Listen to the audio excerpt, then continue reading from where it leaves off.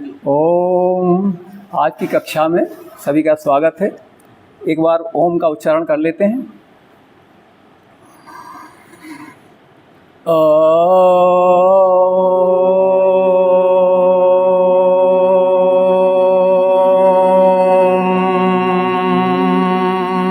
चित्तवृत्ति को वश में करने, यम नियम आसन आयाम, इंद्रिय जय व्रत ध्यान धारणा,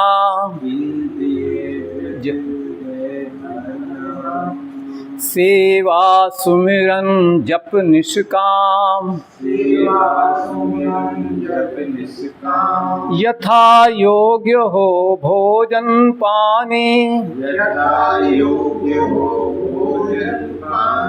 सांस धूप निद्रा व्यायाम, आरोग्य समत्य वैराग्य मोक्ष, दीर्घायु होंगे परिणाम। ओम शांति शांति शांति। हमने अभी प्रार्थना की कि यम नियम आसन प्राणायाम और इंद्रिय यानी प्रत्याहार, धारणा ध्यान, सेवा सुमिरन, ये हमारे चित्त की वृत्तियों पर नियंत्रण प्राप्त करने के, उनको वश में करने के साधन हैं। इन साधनों की प्राप्ति के लिए हमको यथा योग भोजन और पानी, श्वास और धूप, निद्रा और व्यायाम, इनको सही सही रखना होता है। और उसका परिणाम होता है कि हम स्वस्थ रहते हैं, हमको मोक्ष की प्राप्ति तक की उपलब्धि होती है और दीर्घायु मिलती है। ये हमारे इस संकल्प मंत्र का अर्थ है। तो हमने जैसे पहले चर्चा की कि यम और नियम, अहिंसा सत्य अस्तेय परिग्रह और ब्रह्मचर्य, ये यम हैं। सोच संतोष स्वाध्याय तप और ईश्वर प्रणिधान, ये नियम हैं। इनको पालन करने की हमने संकल्प की इच्छा की है, संकल्प लिया है। तो उस संकल्प की रक्षा के लिए हमको कुछ आसन प्राणायाम और ध्यान धारणा इंद्रिय जय करना होंगे।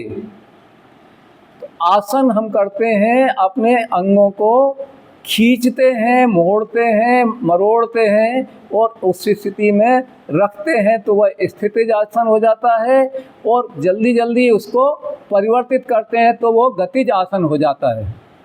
और इसमें जब हम श्वास का ध्यान रखते हैं कि आसन की किस स्थिति में हमको श्वास को भरकर रोकना है और किस स्थिति में खाली करके रोकना है, तो वह प्राणायाम भी हो जाता है। और प्राणायाम से धारणा सुचा योग्यता मनसा, धारणा ध्यान समाधि की तरफ हम जा सकते हैं।